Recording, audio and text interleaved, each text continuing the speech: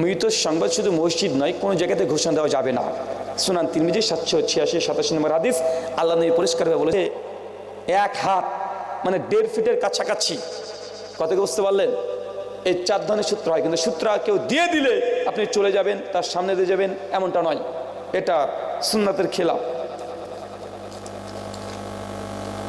মসজিদের মাইকে মৃত্যুর সংবাদ ঘোষণা দেওয়া যাবে কি যাবে না?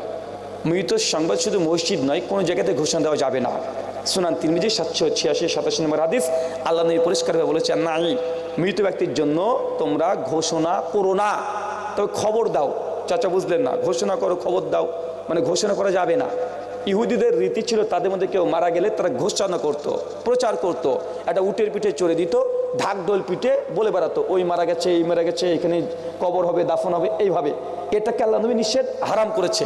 কিন্তু খবর দিতে বলেছেন। এখন খবরের ঘোষণার মধ্যে পার্থক্য কি? খবর এটাকে বলে একজন ব্যক্তি আরেকজনকে বলবে, এটা খবর। ঘোষণা কাকে বলে? একজন ব্যক্তিকে দায়িত্ব দিয়ে দিলেন, ও এখন গিয়ে 1000 মানুষের সামনে প্রচার করছে, এটা ঘোষণা। কথাকে বুঝতে পারলেন? ঘোষণা হাদিসের জাহিলি রীতি বলা হয়েছে, তবে খবর দেওয়া জায়েজ।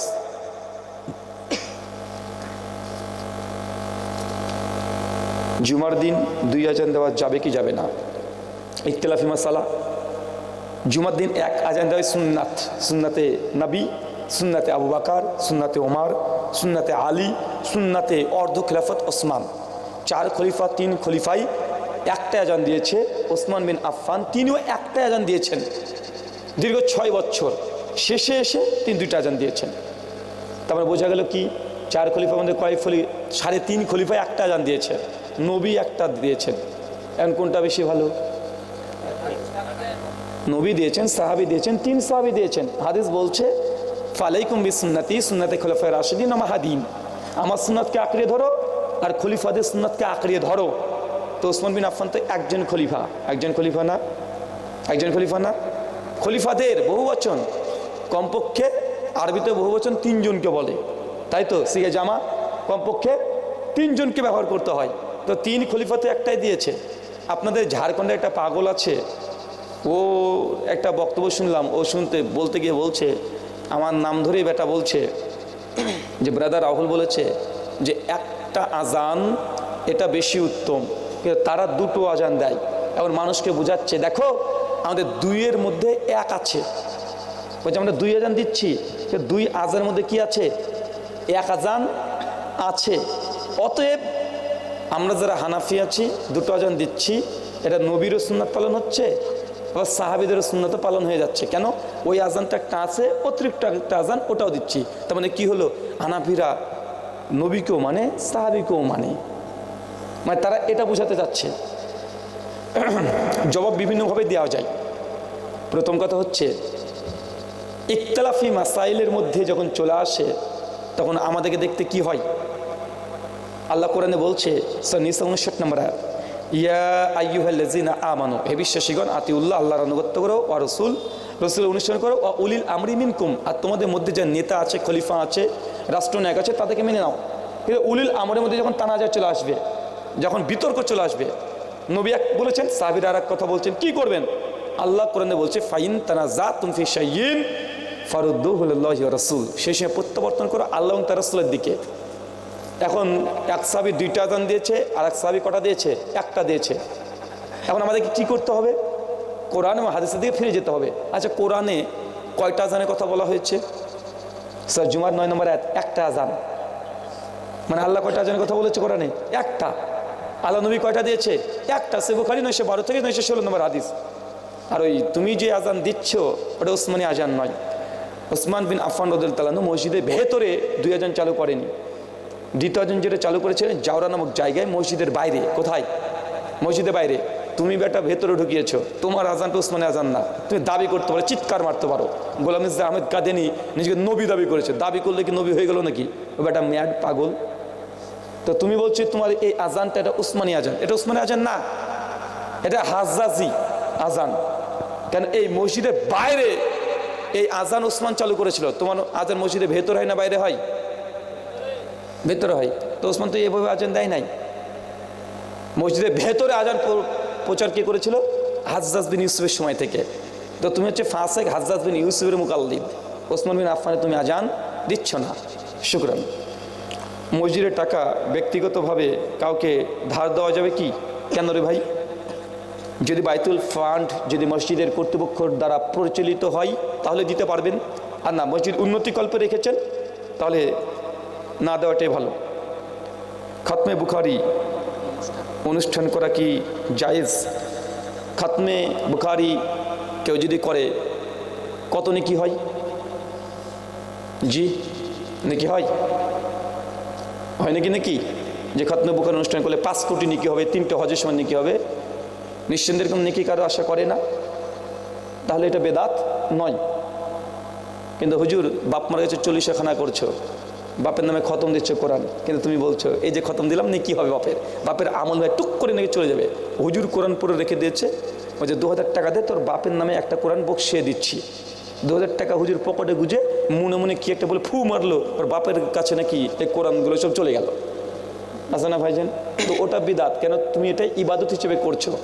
খতমে বুখারি এটা একটা অনুষ্ঠান, ছাত্রদেরকে অভ্যর্থনা, কোনো সমস্যা নেই।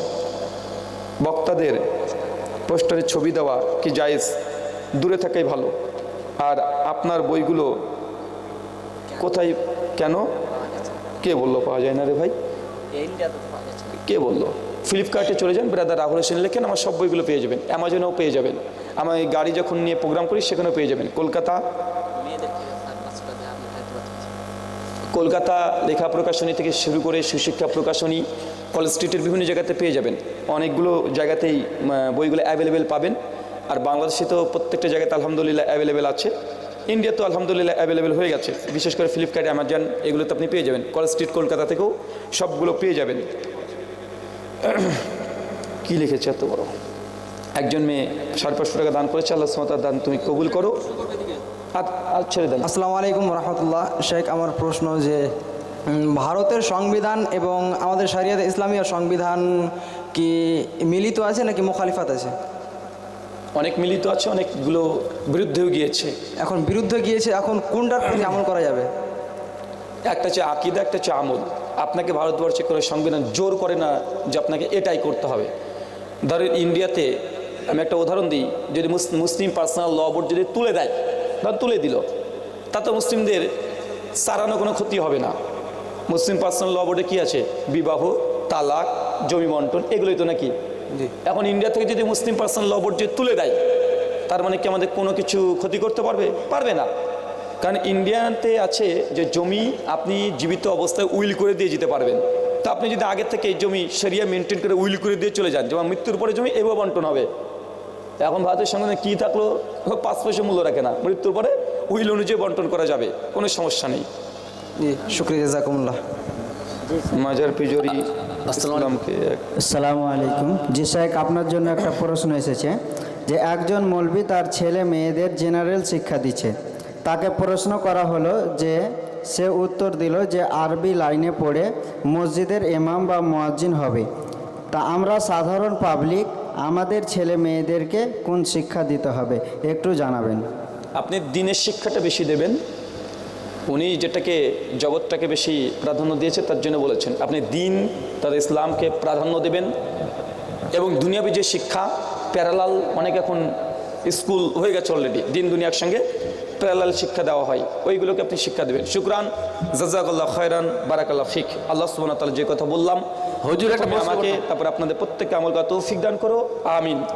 আমাদের মধ্যে যে অসুস্থ আছে আল্লাহ সুবহানাহু ওয়া তাআলা তুমি শাফি, তুমি সুস্থতা দানকারী, আমাদের প্রত্যেককে শিফায়ে কুল্লিয়া দান করো, সকলে পড়ি আমিন। আমাদের মধ্যে যারা মৃত্যুবরণ করেছে আল্লাহ সুবহানাহু ওয়া তাআলা তারা যদি শিরিক না করে মৃত্যুবরণ করে তুমি তাকে ক্ষমা করে জান্নাতুল ফেরদৌস দান করো, সকলে পড়ি আমিন।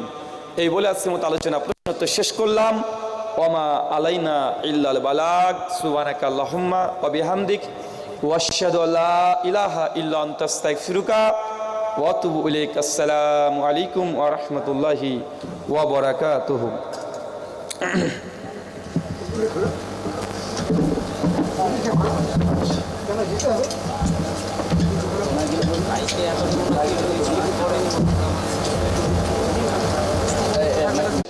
আর প্রত্যেক সপ্তাহে বন্ধন অফিস থেকে কিছু অফিসার আসে, আপনার স্ত্রী হাতে সুন্দর করে লাল চা দুধ চা খাই, এসে গল্প করে টাকা নিয়ে চলে যায়। আছে না নাই? কথা বলেন। মানে স্বামীগুলো যে এত কাপুরুষ, এত নোংরা চরিত্র হয়ে গেছে যে বউকে দিয়ে এখন ব্যবসা করছে। সোশ্যাল মিডিয়াতে অনেকগুলো বিভিন্ন সাইডও আছে, মেয়েদের উচ্ছৃঙ্খল রিলস করছে, আছে না ভাইজান? নোংরা, মানে শরীর দেখিয়ে ইনকাম করতে হবে, হচ্ছে সরাসরি ওই যেসব জায়গায় পট্টিগুলো আছে ওখানে চলে যাওয়াই ভালো। একদম ডাইরেক্ট করে, নাচতে নেবে ঘুঙুর দিয়ে লাভ নেই। মহিলা কি ছেলেদের মতন খাতনা করতে পারে? সুনান আবু দাউদ তিরমিজির হাদিস, আল্লাহ নবী বলেছেন প্রত্যেক নবীদের কমপক্ষে 5 থেকে 10 খানা সুন্নাহ, কমন সুন্নাহ। এক, গোপটাকে ছোট করা, দাড়িটাকে বড় রাখা, যাবতীয় অবাঞ্ছনীয় যে পশম বা চুল আপনার শরীরের অঙ্গ প্রত্যঙ্গের গোপন যেগুলো আছে, ঊর্ধ্বটান 40 দিন, 40 দিনের মধ্যে কর্তন করতে হবে। এই যে প্রত্যেক নবীদের সুন্নাত, যেন খতনা করা, পুরুষের খতনা করতে হবে, এটা সকলে একমত, ওয়াজিব করতে হবে। মহিলাদের ব্যাপারে যে হাদিসগুলো সুনান আবু দাউদে আসছে, এই হাদিসের মধ্যে প্রত্যেকটা দুর্বলতা আছে, সনদগুলো যায়িফ। কি বলেন তো ভাইয়া, হাদিসগুলো কি যায়িফ? এই জন্য এই হাদিসের উপরে অধিকাংশ মুহাদ্দিসগণ বলেছেন মেয়েদের জন্য খতনা করা এটা ওয়াজিব বা সুন্নাত কিছুই না। যদি প্রয়োজন হয়, যেসব দেশগুলোতে যেমন ইরাক, ইরান প্রচণ্ড গরম, ওইদিককার মানে মেয়েদের ফিজিক্যাল গঠনই আলাদা, তাদের বায়োলজিক্যাল গঠনই আলাদা, এগুলো প্রকাশ্যে বলা যায় না। তো তাদের জন্য জাস্ট মুস্তাহাব। কেন? কিছু প্রবলেম হয় তাদের জন্য। তবে আমাদের এই বাঙালি যে সব নারীদের ফিজিক্যাল গঠন যেগুলো, তাদের জন্য খতনা করার জরুরত নেই। মসজিদ পরিমাণ করার জন্য আরবের টাকা নেওয়া যাবে কি? আরব থেকে বিভিন্ন খাত আসে, টাকাগুলো হারাম নয়। বড় বড় দানবীর ব্যক্তি আছে যারা চায় তার বাপ মার জন্য মসজিদ তৈরি করে দেবে, এরকম কিছু ফাউন্ডেশন থাকে। আর কিছু থেকে রাষ্ট্রীয়ভাবে, কিভাবে রাষ্ট্রীয়ভাবে, সৌদি সরকার, দুটোই বৈধ। তারপরে একটু গবেষণা করে দেখবেন যে টাকাটা দিচ্ছে সেটা হালাল না হারাম, করতে পারবেন।